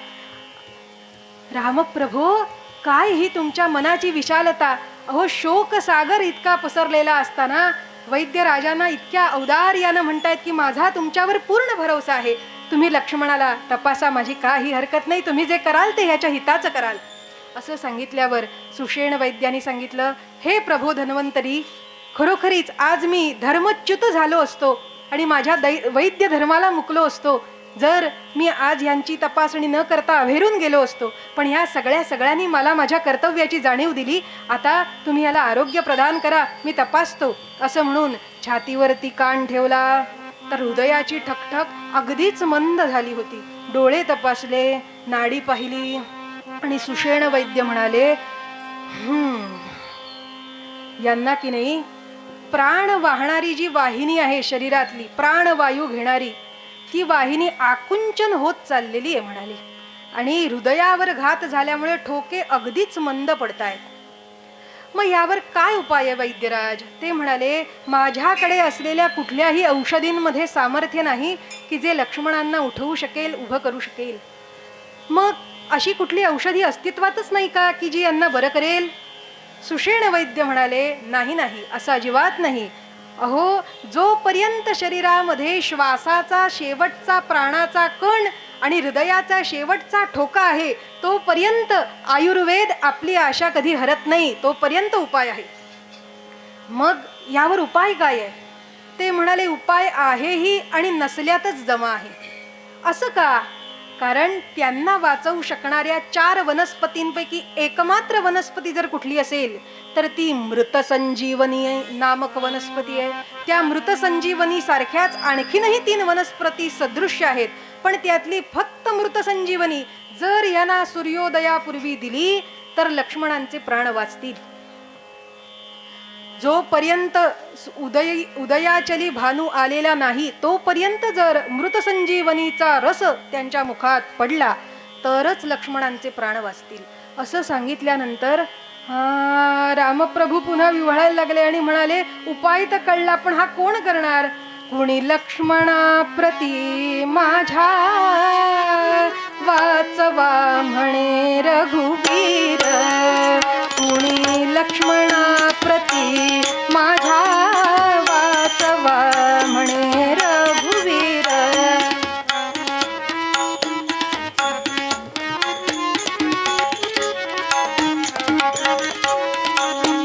जोवरी उद्याचा नाही गगनात उगवला भानू, तोवरी आणील जो वल्ली तो धन्य त्याचे गुणवानू. आणि असा जर कोणी उद्या सकाळपर्यंत तुम्हा सर्व कपिश्रेष्ठांपैकी कोणी जर वल्ली आणून देत असेल ना, आम्ही त्यास पित्या सम मानू. हा केल्या अंगीकार होईल थोर उपकार. आणि असं वारंवार वारंवार रामराय सांगतायत. सांगा सांगा कोणी आहे का. इतक्यात त्या सगळ्या वानर चमून मधील नीळ उठला आणि तो गदा खांद्यावर घेऊन आला आणि म्हणाला, तो सबळ चपळ नीळ बोले त्या आज्ञा मजला स्वामी. घेऊन वनस्पती येतो परतून 3 दिवसांनी. 3 दिवसात येतो. द्रोणागिरीवर आहे ना ती मृत संजीवनी. तिचा पत्ता विचारला, कुठे आहे संजीवनी. ते म्हणाले, द्रोणागिरी पर्वतावर हिमालयाच्या कुशीत. मग तिथून मी 3 दिवसात येतो म्हणाले. तो त्यासी चिकित्सक बोले, हे कार्य पडे ना कामी. चिकित्सक म्हणाले, हे काम नाही होणार. मग काय करावं. मग द्विविध मैंद बळखाणी बोलती चिकित्सा वाणी. सगळे चर्चा करतायत काय करावं. इतक्यात महाराज सुग्रीव पुढे आले आणि महाराज सुग्रीव काय म्हणाले माहितीये का. दवडाया अवघा खटका पाहिजे 10 घटका. आदित्य नेम नवे लटका सुग्रीव बोले गंभीर वाचवा म्हणे रघुवीर. सुग्रीव महाराज म्हणाले, मी 16 घटका देतो. 1 घटका म्हणजे जवळपास किती आपण बघा, अशा 16 घटका मला लागू शकतात. प्रयत्न करतो. पण ते चिकित्सक म्हणाले, हेही काही होणार नाही. 10 घटका म्हणजे 10 की 6 की 16 की आणखीन किती लागतील. अजून कोण आहे का. आणि मग स्वतः अंगद पुढे आला. अंगदाख्य पुत्र वालीचा युवराज नातू इंद्राचा उरकंटक दशकंठाचा प्रिय पात्र रामचंद्राचा. अंगदाला विचारलं, तो म्हणाला, मी 3 प्रहरात येतो. 3 प्रहर तरी किमान लागतील. त्यापेक्षा कमी वेळात येणं नाही शक्य. या लक्ष्मणा प्रति माझ्या वाचवा म्हणे रघुवीर. वाचवा हो असं म्हटल्यानंतर सगळ्यांनी सांगितलं. कमीत कमी अवधी अंगदानं सांगितलं 3 प्रहर लागतील. आणि रामप्रभू म्हणाले, नाही हे कार्य होणार नाही. अहो कुठे तो हिमाचल, कुठे तो द्रोणागिरी आणि ही कुठे लंका, हे सुवेळाचळ जिथे आपण आहोत. नाही नाही हे शक्य नाही लक्ष्मणा. आता काय होणार आहे मला काही कळत नाही. आणि रामप्रभू चिडले आणि म्हणाले, रात्री माझी जाबो निबल्ली आणि रात्री माझी जाबो निबल्ली आणि असा वीर जन्मला नाही कोणी. असे क्रोधे बोलता चाप पाणी कपी भूमी शिंपिती नेत्रपाणी. आजपर्यंत असा कोणी वीर जन्माला आला नाही आणि असं शक्यच नाही हो. असं म्हटल्यानंतर सगळ्यांनी पाहिलं. एका कोपऱ्यामध्ये मारुतराय स्वतः शांत धीर गंभीर उभे होते. महाराज सुग्रीव जांबुवंत विचारतायत. सगळ्यांनी आपापली क्षमता सांगितली. बल भीमा, मारुतीराया तुम्ही सांगा, तुम्ही जाऊन येऊ शकता का द्रोणागिरीपर्यंत. तुम्ही असे अबोल का, तुम्ही शांत का. अहो बोला काहीतरी, अबोला सोडा. असं म्हटल्यानंतर मारुतीराय म्हणाले, ज्याला सदैव नमितो प्रभू आमराचा त्याला विकल्प येतो अजी पामराचा.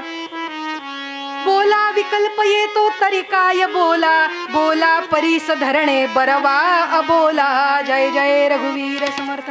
अहो ज्यांनी आज्ञा करावी, ज्यांनी आम्हाला सांगावं, जे आमचे प्रेरणादाते प्रभुराम, त्यांनीच जर असं विकल्पानं रडणं स्वीकारलं, विकल्पाचे बोल ते बोलू लागले, तर त्यापेक्षा आम्ही दासांनी अबोला धरलेला बला नकोच, हाच बरा अबोला.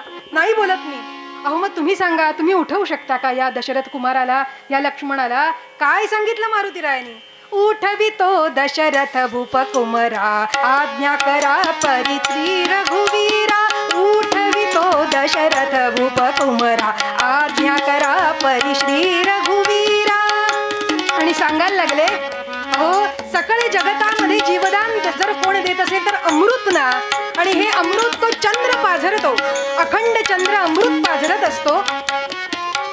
ह्या वैद्यराज चिकित्सकाने तर फक्त म्हणाले द्रोणाचळावरची एक वनस्पती आणायला सांगितली. जर मला सांगितलं असतं की तो चंद्र घेऊन ये अमृताचा साठाळा, तर मी काय केलं असतं? करतळी अमृत कर चंद्रबिंबा चोळीन ज्या परी परिपक्व आंबा काढीन सार सुधार ससारा आज्ञा करा परी श्री रघुवीरा. प्रभू म्हणाले, मारुतराय त्या पिकलेल्या आंब्याप्रमाणे चंद्राला काढून त्याचा रस एका हाताने पिळला असताना अमृत पाजलं असतं. पण ह्याने आज्ञा केली असती तर हे स्वतः असे विकल्पग्रस्त कसे झाले? असं म्हटल्यानंतर अहो जर समजा म्हणाले प्राण घ्यायचे म्हणून यमराज स्वतः आले आणि त्यांनी लक्ष्मणाला जर हात लावलाच ना, तर मी काय करीन? त्या हात लावणाऱ्या यमधर्माचे मी दातच तोडले असते. पाडीन मी तयांचे दात, यमधर्माचे दात पाडले असते. आणि तोडीन कर दंड पाशाची सारा आज्ञा करा परी श्री रघुवीरा. श्री रघुवीरा श्री रघुवीरा. अहो यमधर्माचे दात पडले असते, साक्षात चंद्र घेऊन आंब्यासारखा पिळलेला असता. इतकंच काय तर स्वर्गावर स्वारी करून त्रिभुवनातनं कुठून कुठून अमृताची कुंड उचलून आणली असती आणि ह्यानं उठवलं असतं. पण तुम्ही असे विकल्पग्रस्त नाही व्हायचं प्रभू, तुम्ही आज्ञा करायची, तुम्ही आज्ञा करा. मग आणता येईल का द्रोणाचळावरून ही वल्ली? आणता येईल. अहो काय म्हणाले मारुतराय, हा क्षणात. किती काळात आणाल? बाकीच्यांनी 3 प्रहर सांगितले, कोणी काही घटका सांगितल्या, कोणी किती 2 दिवस सांगितले, 3 दिवस सांगितले. मी किती काळात आणतो? क्षणात द्रोणाचळावरीही, क्षणात द्रोणाचळावरीही नेईन भूमी सुवेळा किंवा येथे येईन जाईन रात्रीतून शतवेळा रामा साधोजी राजा राम कहोजी. क्षणात मी द्रोणाचळावरची वल्ली आणीन किंवा ही अख्खी सगळी सुवेळाचळ भूमी इथनच उचलून द्रोणाचळावर घेऊन जाईन आणि तिथं जाऊन पाजीन म्हणाले रस. क्षणात जाऊन येईन. आणि रात्रीतून 1 खेप नव्हे 100 खेपा प्रदक्षिणा मारायला सांगितल्या तरी मी करीन असं मारुतराय म्हणाले. आणि सगळ्यांच्या अंगात नवचेतना आली की मारुतराय नक्कीच द्रोणाचळावरनं वनस्पती आणू शकतात.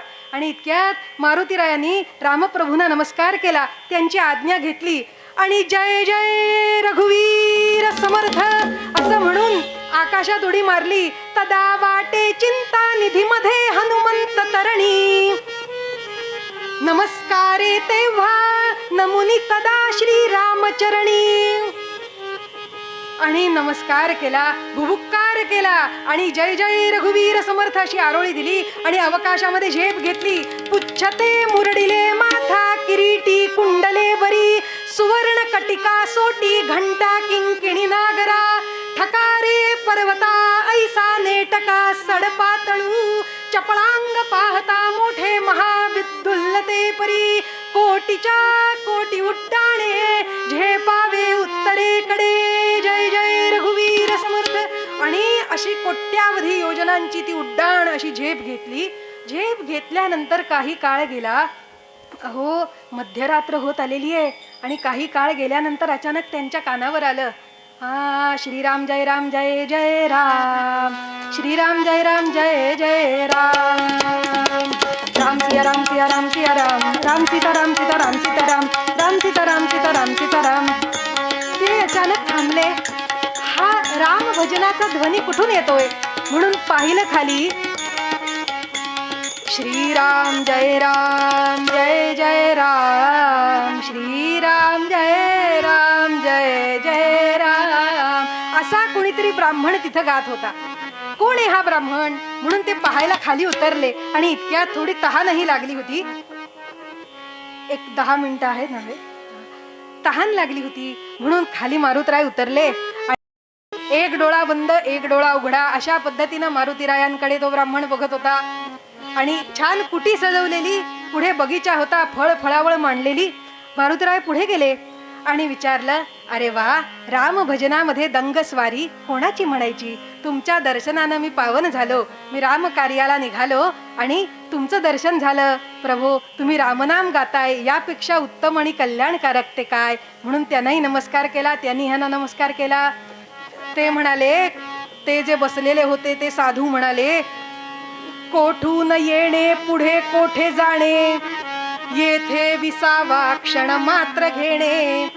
असल्या सक्षुधा तुम्ही घ्या फराळा, जाऊ नये जी क्षण ये निराळा. जय जय रघुवीर समर्थ. अहो, कुठून आलात, कुठे चाललात? इथं थांबा, थोडं पाणी प्या. भूक लागली असेल तुम्हाला तर 4 फळं खा. तुमच्यासाठी फळावळ आहे बघा. माझ्यासाठी? मारुतराय म्हणे, माझ्यासाठी कशी काय ठेवली? त्यावर ते म्हणाले की तुम्ही येणार हे मला माहित होतं, कारण मी त्रिकालज्ञानी आहे. तुम्ही कुठे चाललात तेही मला माहिती आहे. तुम्ही द्रोणाचळावर चाललेला आहात. या, तुम्ही की नाही त्या सरोवराचं पाणी पिऊन या, आणि मी तुम्हाला असा एक मंत्र देतो की त्या मंत्रानं तुम्ही अर्ध्या क्षणातच द्रोणाचळावर पोचाल. असा मंत्र देतो, फळं देतो, पाणी देतो. इथं बसा, आणि दमला असाल ना तर थोड्या वेळ वामकुक्षी करा. असं ऐकल्यानंतर मारुतीरायांना वाटलं, वामकुक्षी, इथं राहता येणार नाही. कोण आहात आपण?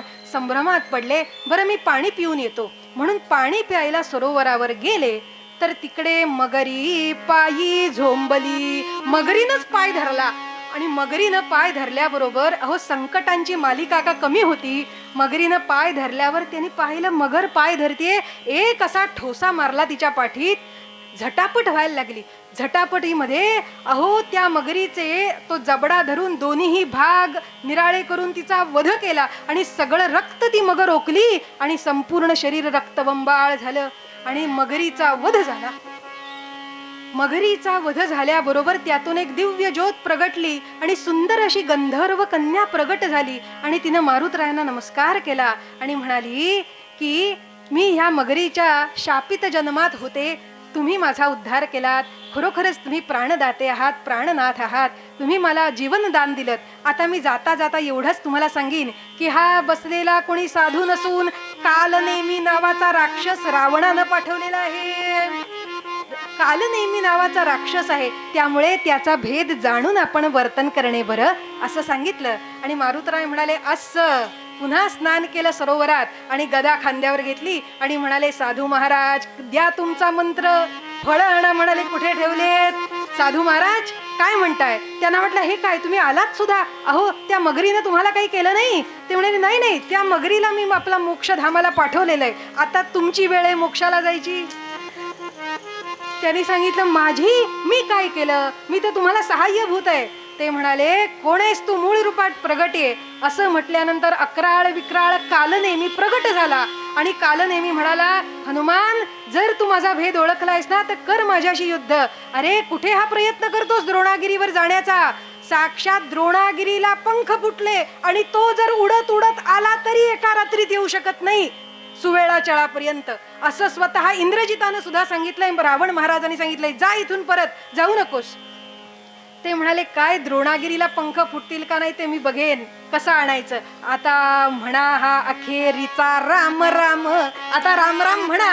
म्हणून असा जो काही गदेचा प्रहार केला, आणि कालनेमीला मोक्षाला पाठवलं, आणि पुन्हा जय जय रघुवीर समर्थ असं म्हणून उड्डाण केलं, आणि थेट थांबले ते द्रोणागिरीवरती. आणि तिथे गेल्यानंतर सगळीकडे दिव्य वनस्पतींचा गंध होता. सगळ्या वनस्पती अशा प्रकाशमान होत्या. त्या मारुतीराय आले आणि गुप्त झाल्या, आणि मारुतीराय पाहतायत सगळ्या वनस्पती दिशेनाशा झाल्या, आणि म्हणून त्यांनी हात जोडले आणि द्रोणागिरीला प्रार्थना केली की दशरथात्मज, दुसरा पुत्र लक्ष्मण याच्या प्राणरक्षणासाठी अहो रामप्रभूंचा मी दूत तुम्हाला प्रार्थना करतो. इथल्या औषधी वनस्पती प्राणदायिनी आहेत, तुम्हीच कल्याण करू शकता. हे गिरीवरा, हे द्रोणागिरी, कृपा करा आणि मला संजीवनी वनस्पतीची प्राप्ती करून द्या, अशी विनंती केली. आणि विनंती केल्याबरोबर तो द्रोण अहंकाराने म्हणाला, कोणाचा हा कोण कुठला राम को तो कोण लक्ष्मण. मी काही ओळखत नाही राम कुठला लक्ष्मण कुठला. असे यक्ष राक्षस की क्षत्रिय की ब्राह्मण. यक्ष आहे, राक्षस आहे, क्षत्रिय आहे, ब्राह्मण आहे, मला काही माहित नाही. तरी वल्लींचे एक पान इथले अप्राप्य देवा नरा. आता यासाठी तू सोड हिचे नाव घेई वानरा. हिचं नाव सोडून तू बोल. इथली एक सुद्धा पान, इथली वल्ली, इथलं काही मिळायचं नाही. असं म्हटल्यानंतर इतक्या लांबून इतके योजन दूर उडत उडत आलो, इतक्या शत्रूंना ठार करीत आलो, आणि आता हा द्रोणागिरी नाही म्हणतो. म्हणून मारुतरायांना इतका राग आला आणि अगडबंब रूप धारण केलं. मंदमती मलिन मूढ निर्दया पाषाणा. मंदमती मलिन मूढ निर्दया पाषाणा. मंदमती मलिन मूढ निर्दया पाषाणा. नाही चले आता पुढे तुझ्या बाता बहाणा. नाही चले आता पुढे तुझ्या बाता बहाणा. पायींच्या पायी असो असो त्या बहाणा. पायींच्या पायी बऱ्या असो त्या बहाणा. वाट पाहे उशीर होई माझा राम राणा. वाट पाहे उशीर होई माझा राम राणा. मंदमती मलिन दृढ निर्दया पाषाणा. अरे निर्दया मूढा पाषाणा, गिरीवरा माझ्याशी अहंकारानं बोलतोस असं म्हणून खूप पद आहेत, पण अगदी थोडक्यात सांगते. बिघडली बहुरुद्र प्रकृती. बिघडली बहुरुद्र प्रकृती. उग्र रूप से कुंकुमाकृती. उग्र रूप से कुंकुमाकृती. भ्रुकटी युवधनु ऊर्ध्व सरकली. भ्रुकटी युवधनु ऊर्ध्व सरकली. उच्च आपटिता भूमी थरकली. उच्च आपटिता भूमी थरकली. शिजली लांगुळे वेष्टने तिने तिने आरोपती. तृण आरोपिती जे विवेष्टुने. तृण आरोपिती जे विवेष्टुने. हो, आणि बिघडली बहुरुद्र प्रकृती. जोरात असं भव्य रूप घेऊन पुच्छ असं भूमीवर आपटलं आणि तडाड तड तड तड तड तड तड तड तड तड तड तड असा आवाज झाला. आणि केलं काय, ते पुच्छ त्या पूर्ण पर्वताभोवती असं दोनदा गुंडाळलं द्रोणागिरी भोवती आणि जोरात हिसका दिला. जोरात हिसका दिल्याबरोबर तो द्रोणागिरी कळवळला. हो, त्याच्या पोटात गोळा आला. तो म्हणायला लागला, कपिंद्रा आता सोडी. सोड सोड सोड सोड रे कपिंद्रा आता सोडी. बंधने पुच्छाची काढी. सोड रे कपिंद्रा, नको करू मसी ओढा ओढी. येतो मी ठेवून स्वये गोडी. येतो येतो येतो, नको काढूस. असं म्हटल्यानंतर ते पुच्छ सोडलं आणि एक अशी थापट मारल्याबरोबर जो तडतड तडतड तडतड आवाज झाला ना, तो कसला होता तर त्या सगळ्या पर्वताची जी मुळं, जशी झाडाची मुळं असतात ना, ती पर्वताची मुळच तुटली भूमीपासून आणि तडाड तडतड तडतड तडतड तडतड तडतड तडतड तुटती गिरीची मुळे. तडतड तडतड तडतड तुटती गिरीची मुळे. तडतड तडतड तडतड तुटती गिरीची मुळे. तडतड तडतड तडतड तुटती गिरीची मुळे. तडतड तडतड तडतड तुटती गिरीची मुळे. गड गड गड गड गड गड गड ब्रह्मांड गोळे. ब्रह्मांड गोळे गड गड गड गड गड गड गळे. तडतड तडतड तडतड तुटती गिरीची मुळे. तडतड तडतड तडतड तुटती गिरीची मुळे. दग दग दग दग दग दग धरणी कंपाळे. दग दग दग दग दग दग धरणी कंपाळे. दग दग दगली दुम दुम दुमली ती पाताळे. दुम दुम दुमली दुम दुम दुम दुम दुम दुम दुमली पाताळे. तडतड तडतड तुटती गिरीची मुळे. तडतड तडतड तड तुटती गिरीची मुळे. तडतड तडतड तड तुटती तुटती तुटती आणि गिरीची मुळेच उखडली. आणि केलं काय, तडाकतड तुटती गिरीची मुळे. प्रतारणा कपिसी घडल्यामुळे. काढिला उपटिला धरिला करी. करतळी कुणबी जशी भाकरी. एखादा कुणबी जेवायला बसला की तो भाकरी कशी घेतो हातात, त्याच्याकडे काय ताट वाटी क्रॉकरी असं काही काही नाही. शेतामध्ये आपल्या शिदोरीतनं भाकरी काढायची आणि हातावर अशी ठेवायची नाही, उजव्या हातानं खायचं. तशी करतळी कुणबी जशी भाकरी. ही भाकरी धरावी सहज कुणब्यानं एखाद्या. तसं म्हणाले द्रोणागिरी पर्वताच्या खालून हात घातला आणि सरळ उचलला. जय जय रघुवीर समर्थ. उचलल्यानंतर काय केलं, पुन्हा ते पुच्छ आपल्या कपाळाभोवती आवळलं आणि मंद्राग्नी सारिखा द्रोणू क्रोधे उत्पाटिला बळे. आणि जे उड्डाण घेतलं ते उड्डाण घेतल्यानंतर आता तरी संकटांची मालिका संपली होती का?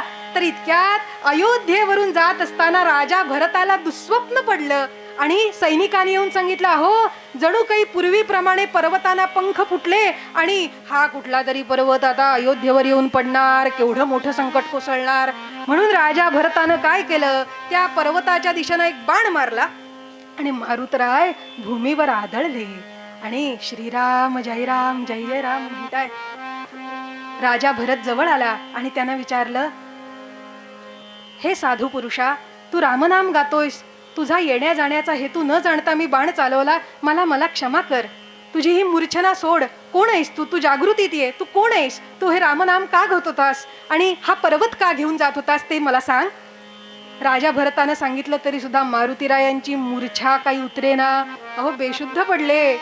आणि मग राजा भरत म्हणाले की हे साधू पुरुषा, ज्या रामनामाचं तू गायन करतोयस त्या रामाची तुला शपथ आहे, आता तरी उठ. असं म्हटल्यानंतर मारुतराय ताडकन उठून बसले रामरायांची शपथ दिल्यावर आणि सगळा वृत्तांत सांगितला.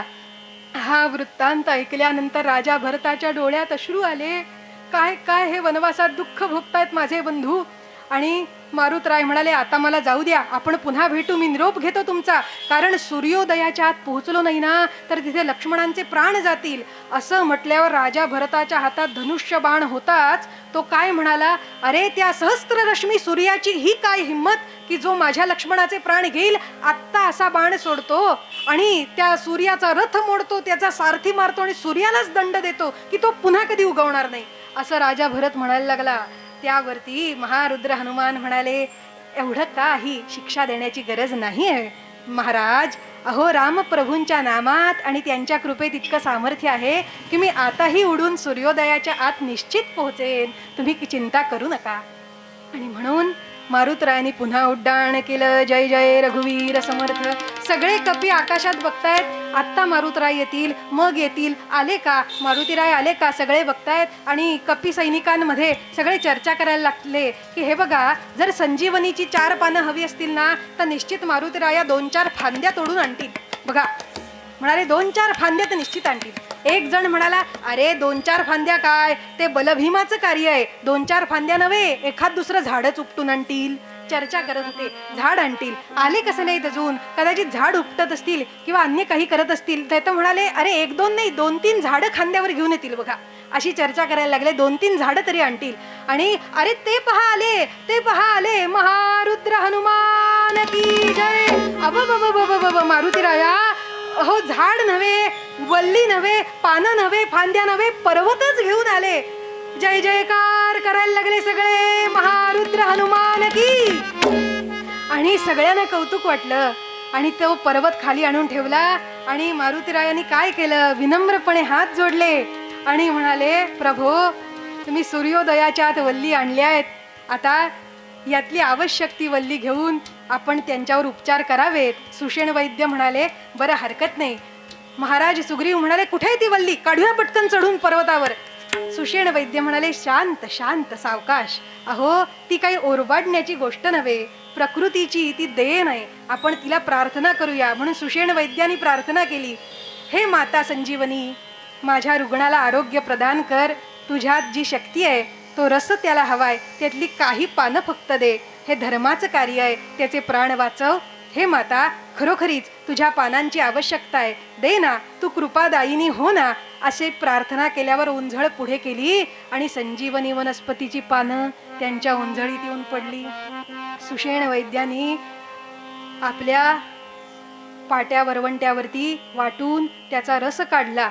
एका पात्रात तो रस घेतला, पळी घेतली आणि धावत धावत लक्ष्मणांजवळ आले आणि लक्ष्मणांच्या मुखामध्ये एक पळी रस घातला, दुसरी पळी घातली, तिसरी पळी रस घातल्यानंतर त्या संजीवनीनं आपलं कार्य सुरू केलं आणि लक्ष्मणांच्या अंगात पुन्हा प्राणदायिनी शक्तीचा परिणाम सुरू झाला आणि प्राण जागृत झाले, ऊर्जा आली. आणि लक्ष्मण महाराजांनी डोळे उघडले आणि काय म्हणाले, उठून ताडकन उभे राहिले, कुठे आहे तो इंद्रजित, कुठे आहे माझं धनुष्य आणि कुठे आहे माझा बाण. काय म्हणाले लक्ष्मण महाराज, कुठे आहे तो इंद्रजित. रामप्रभू रडायला लागले, म्हणाले अरे हो हो लक्ष्मणा, इंद्रजीत आत्ता त्याच्या स्वस्थानी एक खूप मोठं संकट आलं होतं रे, प्राण जातात की राहतात असं झालं होतं. या मोठ्या संकटातून आपण पार झालो, युद्ध कधीही करता येईल, जिंकता येईल, पण तू तू वाचलास लक्ष्मणा, मला खूप आनंद झाला.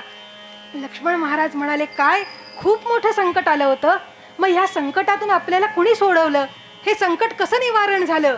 आणि रामप्रभू सांगतायत कैवारी हनुमान अमुचा कैवारी हनुमान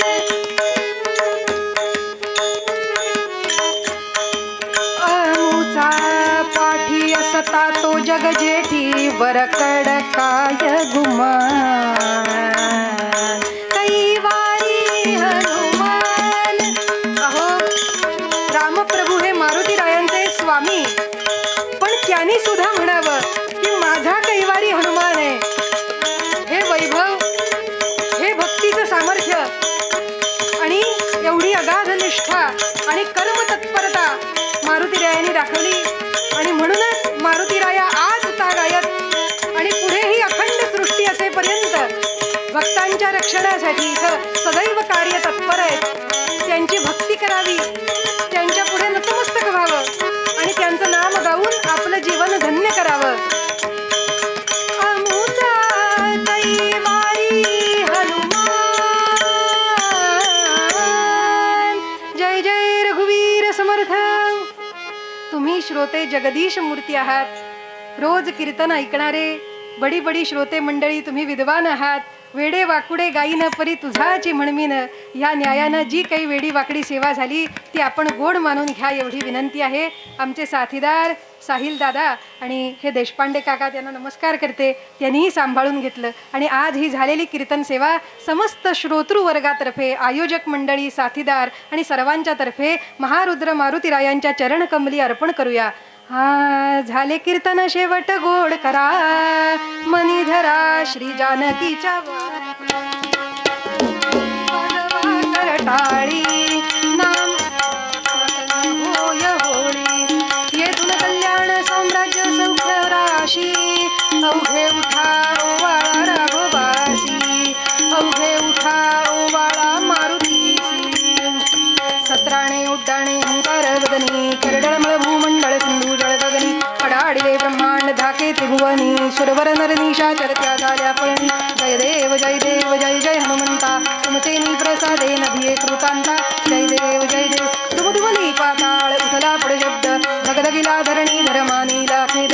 कडाडिले पर्वत उडगण उच्छेद, रामी रामदासा शक्तीचा बोध.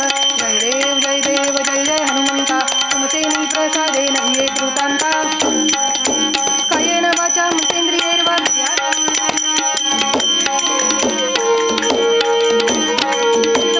रामनारायणं कृष्ण दामोदरं वासुदेवं हरे श्रीधरं माधवं गोपिका वल्लभं जानकीनायकं रामचंद्रं. हरे राम राम राम हरे हरे, हरे कृष्ण कृष्ण कृष्ण हरे हरे, हरे राम राम राम हरे हरे, हरे कृष्ण कृष्ण कृष्ण हरे हरे. सदा सर्वदा योग तुझा घडावा, तुझे कारणी देह माझा पडावा. उपेक्षू नको गुणवंता अनंता, रघुनायका मागणे हेची आता. उपासनेला दृढ चालवावे, भूदेव संतासी सदा लवावे. सत्कर्मयोगे वय घालवावे, सर्वामुखी मंगल बोलवावे. रामा मी तव दास दास म्हणवी, माते कशाचे भय. रामा जाईन ज्या स्थळी सुखगना, होईल तेथे जय. रामा या भुवनत्रयी तुझ बिणे नाही दुजा तारक.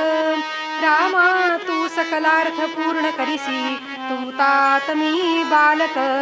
जय जय रघुवीर समर्थ, महारुद्र हनुमान की जय. राजाधिराज रामचंद्र महाराज की जय. जय जय रघुवीर समर्थ.